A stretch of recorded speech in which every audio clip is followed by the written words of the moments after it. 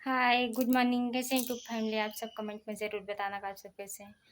दोस्तों देख सकते हैं बहुत ज़्यादा गर्मी है और कितना ज़्यादा धूप है दोस्तों।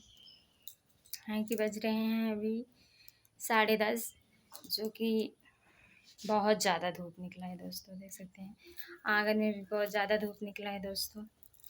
और ऊपर मतलब पत्रा है, देख सकते हैं बहुत ज़्यादा गर्मी हो रही है दोस्तों। और जस्ट अभी हम